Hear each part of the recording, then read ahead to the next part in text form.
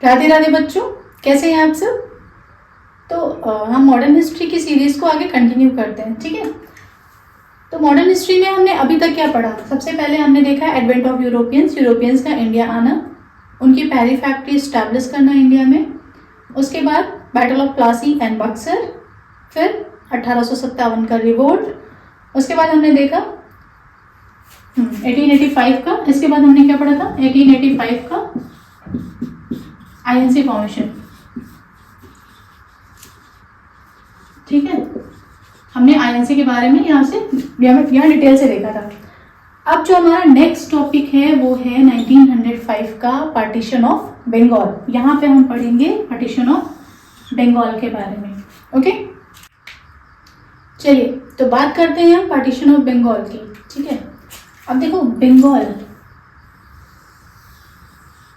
ये जो बंगाल रीजन है ना, ये अभी का बंगाल नहीं है। वेस्ट बंगाल की बात हम नहीं कर रहे हैं। उस टाइम का जो बंगाल था वो अभी का बंगाल, बिहार, उड़ीसा और आसाम प्रोविंस, ठीक है। ये सारा एरिया मिला के बंगाल रीजन बनाता था, मतलब एक बड़ा रीजन था, ओके। अब पार्टीशन ऑफ बंगाल की जरूरत हुई क्यों बंगाल का विभाजन करना पड़ा हमें। देख, जो उस टाइम पे जो रीजन बताया गया ना कि क्यों हम बंगाल का विभाजन कर रहे हैं, वो रीजन उन्होंने बताया ब्रिटिशर्स ने कि ये बहुत बड़ा एरिया है, okay. It's too big to be administered. बहुत बड़ा एरिया है कि यहाँ पे एडमिनिस्ट्रेशन इजीली पॉसिबल ही नहीं है। बहुत बड़े एरिया को हम अच्छे से एडमिनिस्ट्रेट नहीं कर पा रहे हैं, यहाँ पे लॉ एंड ऑर्डर मेंटेन नहीं कर पा रहे हैं, ओके। बट क्या ये रियल रीज़न था? जो रियल मोटिव था वो क्या था? रियल मोटिव था बंगाल को कमज़ोर बनाना। क्यों? क्योंकि बंगाल एक ऐसा रीजन था जहाँ पे हिंदू मुस्लिम दोनों थे और बहुत ही यूनिटी थी, ओके। अब बंगाल का विभाजन करने का मतलब क्या है, पार्टीशन करने का मतलब क्या है? हिंदू मुस्लिम की यूनिटी को ब्रेक करना या बंगाल को तोड़ देना कहीं ना कहीं। तो ये रियल मोटिव था ब्रिटिशर्स का। अब डिवीजन जो किया गया वो किस बेसिस पे किया गया? तो बेसिस जो इनका था वो था पहला लैंग्वेज बेसिस पे और दूसरा था रिलीजन बेसिस पे, ओके। अगर ये हम बंगाल एरिया ले लें तो ये जो वेस्टर्न पार्ट था, इधर वाला एरिया, यहाँ पे हिंदू मेजॉरिटी एरिया था और ये मुस्लिम मेजॉरिटी एरिया था, ओके। ईस्टर्न पार्ट जो था वो मुस्लिम मेजॉरिटी का था और वेस्टर्न पार्ट हिंदू मेजॉरिटी का था, ठीक। ऑफिशियल रीजन हमने देख लिया, too big to be administered. Real motive क्या था? बंगाल को कमजोर बनाना। डिवीजन दो बेसिस पे किया गया, लैंग्वेज एंड रिलीजन बेसिस पे। क्वेश्चन ये आता है कि वायसरॉय कौन थे उस टाइम पे जब बंगाल का डिवीजन हुआ? तो वो थे लॉर्ड कर्जन, ये आपको याद रखना है। अब ये जो दिन था ना बंगाल के पार्टीशन का, 16 अक्टूबर 1905, ये दिन ऐसा था जिस दिन लोग शोक में डूब गए, पूरी तरह से शोक में डूबे हुए थे। लोगों ने क्या किया, जो वेस्टर्न पार्ट के लोग थे वो ईस्टर्न पार्ट के लोगों को राखी बांध रहे थे, ईस्टर्न पार्ट के लोग वेस्टर्न पार्ट के लोगों को राखी बांध रहे हैं, पैदल चल रहे हैं, बहुत दूर दूर तक यात्राएं कर रहे हैं, गंगा जी में स्नान कर रहे हैं, बाथ ले रहे हैं, ठीक है, फास्ट रख रहे हैं। मतलब एक शोक की लहर छाई हुई थी पूरे बंगाल में क्योंकि बंगाल का पार्टीशन होना था। अब ये सब तो हुआ, अब इसके विरोध में हमने क्या किया? ये तो ब्रिटिशर्स ने किया, बंगाल का पार्टीशन कर दिया। हमने क्या किया? एंटी पार्टीशन मूवमेंट लेके आ गए। हमें मंजूरी नहीं है पार्टीशन, आप पार्टीशन कर रहे हो, हम विरोध करेंगे। तो हम क्या करेंगे? हम एंटी पार्टीशन मूवमेंट लेके आएंगे। और उस एंटी पार्टीशन मूवमेंट में था क्या? पहला स्वदेशी और दूसरा बॉयकॉट। बॉयकॉट किस चीज़ का करना है? हमें कौन कौन सी चीज़ों का विरोध करना है, बिल्कुल हटा देना है। तो वो था विदेशी गुड्स एंड विदेशी क्लोथ्स वगैरह, जिसकी भी हम बात करते हैं, ठीक है।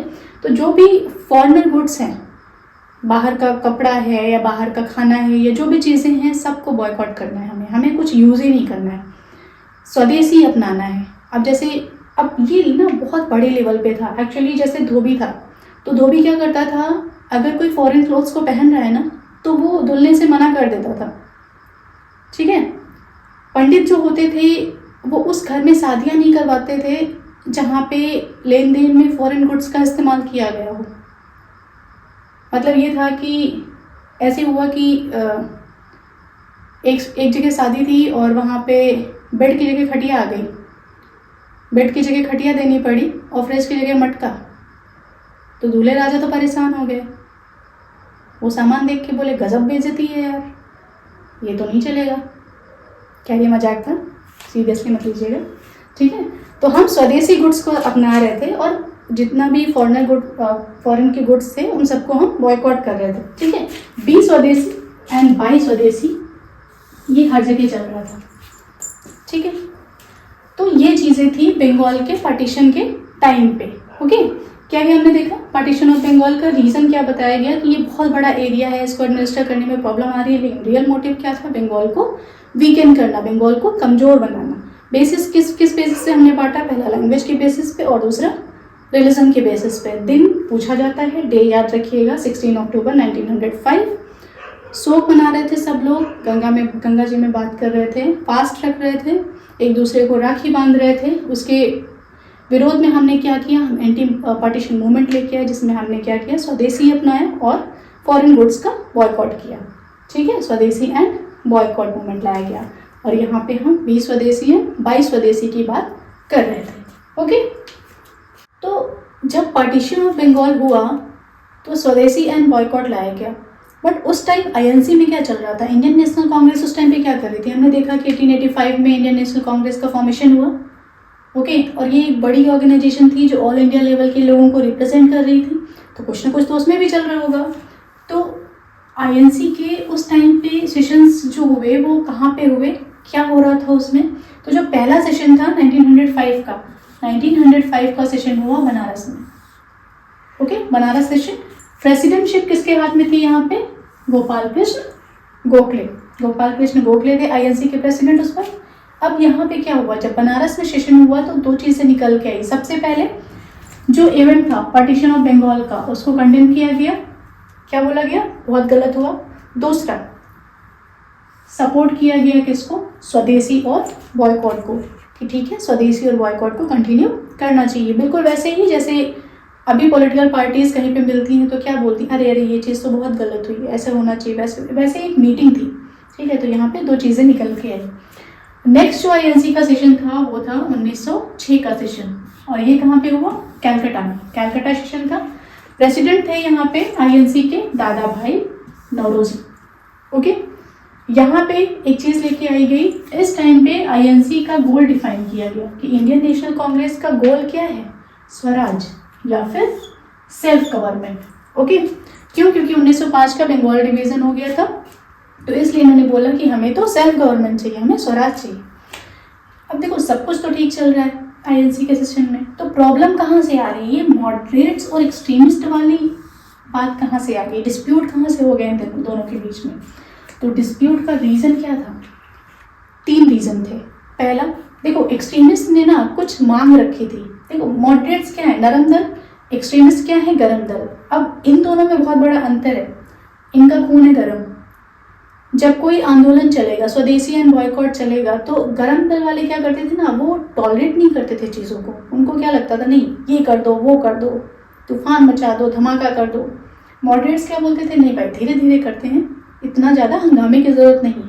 तो दोनों की जो आइडियोलॉजीज़ थी, दोनों की जो थिंकिंग पैटर्न था वो बहुत डिफरेंट था। जब डिफरेंट होगा, डिफरेंसेस होंगे तो क्या होगा? डिस्प्यूट होगा ही होगा, ठीक है। अब यहाँ पे एक्सट्रीमिस्ट की कुछ मांग थी। पहला, एक्सट्रीमिस्ट चाहते थे कि जो मूवमेंट चल रहा है, जो स्वदेशी एंड बॉयकॉट चल रहा है, वो बंगाल से बाहर भी चले, वो केवल बंगाल तक सीमित ना रहे, 1857 की रिवोल्ट की तरह वो छोटे एरिया में ना रह जाए।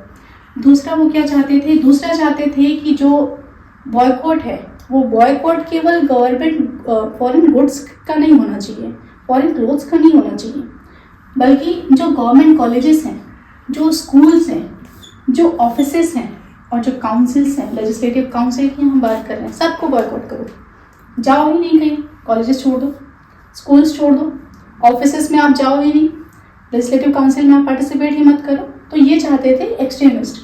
थर्ड उनकी डिमांड थी कि जो आईएनसी का जो प्रेसिडेंट बने 1906 में भी ये यही चाहते थे, 1907 में भी ये यही चाहते थे कि इनका कोई पर्सन आईएनसी का प्रेसिडेंट बने, और वो तिलक या लाला लाजपत राय को बनाना चाहते थे। लेकिन ऐसा नहीं हुआ, ना तो 1906 में हुआ। 1906 में जब मांग की मॉडरेट्स ने, तो उस टाइम पे दादा भाई नौरोजी को बना दिया गया। अब दादा भाई नौरोजी जो थे इनकी सब रिस्पेक्ट करते थे, तो जो एक्सट्रीमिस्ट थे उन्होंने कुछ नहीं बोला। ठीक है, ठीक है। तो एक्सट्रीमिस्ट की ये जो 3 डिमांड है, इन तीनों में से कोई भी फुलफिल नहीं हुई। ओके, अब होना क्या था? सूरत स्प्लिट। सूरत स्प्लिट क्यों? देखो, जो 1907 का सेशन होना था ना, एक्सट्रीमिस्ट चाहते थे कि ये नागपुर में हो। क्यों? क्योंकि ये तिलक का एरिया था।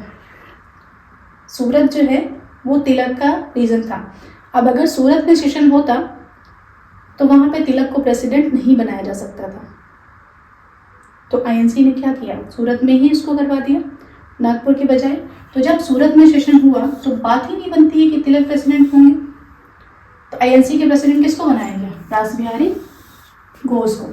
ठीक है, एक तो ये कोई भी डिमांड नहीं फुलफिल की गई, तो सिंपल सी बात है, डिस्प्यूट तो होना ही है। फिर डिस्प्यूट हुआ। ठीक है, और क्या हुआ? सूरत स्प्लिट। सूरत स्प्लिट क्यों? क्योंकि ये सूरत सेशन के बाद हुआ। ठीक है, और मॉडरेट्स और एक्सट्रीमिस्ट अलग हो गए। ओके, तो हमने देखा कि अब सूरत स्प्लिट हो चुका था। अब ये सूरत स्प्लिट जो है, इससे हुआ क्या? रिजल्ट क्या हुआ इसका, सूरत स्प्लिट का? तो जब सूरत स्प्लिट हुआ ना, तो एक्सट्रीमिस्ट जो थे वो आईएनसी से बाहर हो चुके थे। और जब एक्सट्रीमिस्ट आईएनसी से बाहर हो जाएंगे तो ये क्या हो जाएंगे? कमज़ोर पड़ जाएंगे। ठीक है, और कमज़ोर पे तो हर इंसान लाठी चला लेता है। तो कमज़ोर जैसे ही दिखा, गवर्नमेंट ने क्या किया? उसको दबाना स्टार्ट कर दिया, मासिव अटैक किया था एक्सट्रीमिस्ट पे। ओके, अब एक्सट्रीमिस्ट में जो लोग थे, लाल बाल पाल, अरविंदो घोष, उन लोगों का क्या हुआ? तिलक, बाल गंगाधर तिलक, इनको जेल हो गई 6 सालों की। और इन पे चार्जेस क्या थे? सेडिशन, देशद्रोह। अकॉर्डिंग टू ब्रिटिशर्स तिलक देशद्रोही थे। अरविंदो घोष, इन्होंने क्या किया? स्पिरिचुअलिज्म को अपना लिया। ओके, बिपिन चंद्र पाल, इन्होंने रिटायरमेंट ले लिया फ्रॉम एक्टिव पॉलिटिक्स, अब हमें पॉलिटिक्स में रहना ही नहीं है। लाला लाजपत राय ने क्या किया? वो अब्रॉड चले गए। ठीक है, तो आप देख रहे हैं कि यहाँ पे सारे लोग इधर उधर हो गए थे, कोई एकजुट नहीं था इस टाइम पे। ठीक है, सब बिखर चुका था, एक्सट्रीमिस्ट बिखर चुके थे। अब ये जो ऑल ओवर चीज़ें हुई, पार्टीशन हुआ बंगाल का, स्वदेशी आया, बॉयकॉट आया, उसका रिजल्ट क्या रहा या उसमें टर्निंग पॉइंट क्या रहा? एक जो सबसे बड़ी घटना हुई पार्टीशन ऑफ बंगाल के टाइम पे, वो था मुस्लिम लीग का फॉर्मेशन 1906। मुस्लिम लीग का फॉर्मेशन ये हुआ कहाँ पे? ढाका में। फाउंडर कौन था इसका? तो थे के सलीमुल्लाह। ये पूछा जाता है, आपको याद रखना है, डेट भी याद रखनी है, ये याद रखना है।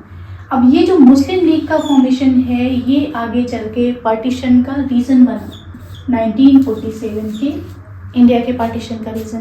तो हम क्या कह सकते हैं कि बंगाल के पार्टीशन से बीज पड़ा मुस्लिम लीग का, और कहाँ तक चला? इंडिया के पार्टीशन तक। ठीक है, याद रहेगा ना?